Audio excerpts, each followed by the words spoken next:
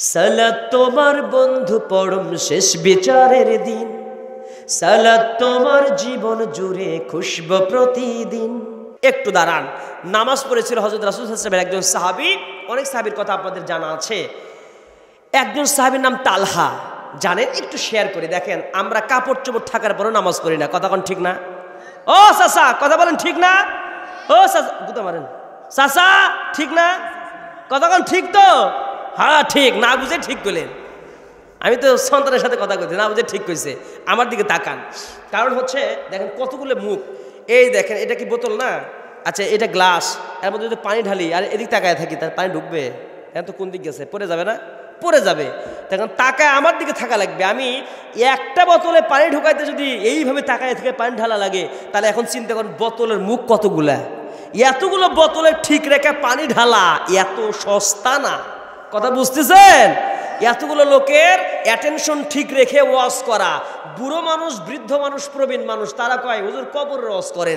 যুবক বয় হুজুর আজকে ওয়াজ হবে, হুজুর কোপা সামসু, কোপা কপি হবে হুজুর, কোনো কথা নাই, যা মুখে আসে বলবেন। এটা হলো যুবকদের ওয়াজ, কথা কয় না।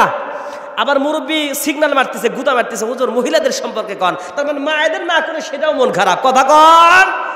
হুজুর আমি একটা ওয়াজ করা লাগবে তিনটা, কথা কয় না গো। একটা চাওয়ালা, কেউ চিনি বেশি খায়, সে চিনি কম খায়, কেউ লিগার বেশি লিগার কম, তাই কত সময় লাগে, কথা কন। চা বানাতে ভাই লেট করেন তো, এত অস্থির হয়েছেন কেন, বাড়িতে পায় না খান, কথা কয় না।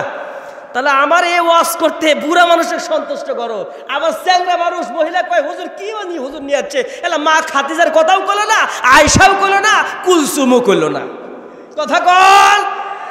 এক হুজুরে কয় ওয়াজ, তাহলে এত সহজ না ওয়াজ করা ভাই। আবার অ্যাটেনশন ঠিক রাখা লাগে, অ্যাক্টিভ না থাকলে ছন্দের পতন হলে, কবিতার একটা ছন্দ আছে না, ছন্দে ছন্দে ভালো লাগে, ছন্দের পতন হলে কবিতাও ভালো লাগে না। ওয়াজেরও ছন্দ আছে, ছন্দের মিস্টেক হয়ে গেলেই আর আলোচনা ভালো লাগবে না।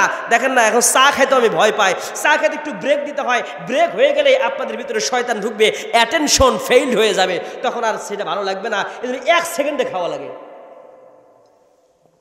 বুঝতে পারছেন? খুব সমস্যা ভাই। আসুন সামনের দিকে আগাই। নাম কি? তালহা। নাম কি? তালহা নামাজে দাঁড়িয়ে গেলেন, নামাজ পড়লেন, নামাজ কমপ্লিট হয়েছে, ফজরের নামাজ। সাহাবা একরাম বসে আছেন, আর তালহা সালামটা ফিরিয়ে তাড়াতাড়ি করে বাড়িতে চলে গেছেন। জোরে কোন আল্লাহু আকবার।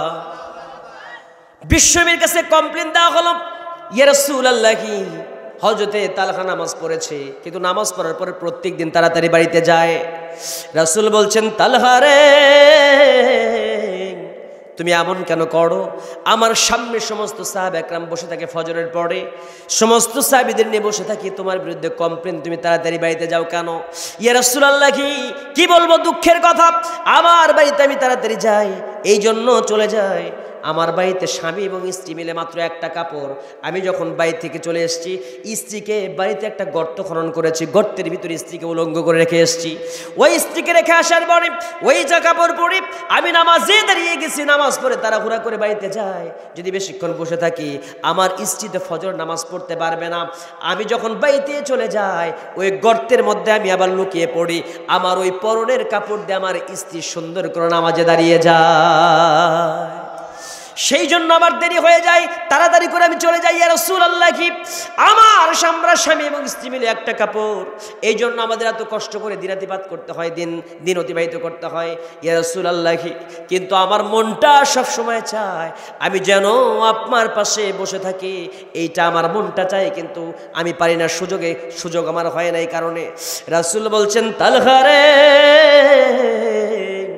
আল্লাহ রাব্বুল আলামিন তোমাকে যেন চূড়ান্ত ফয়সালা জান্নাত দিয়ে দেয়, বলেন সুবহানাল্লাহ।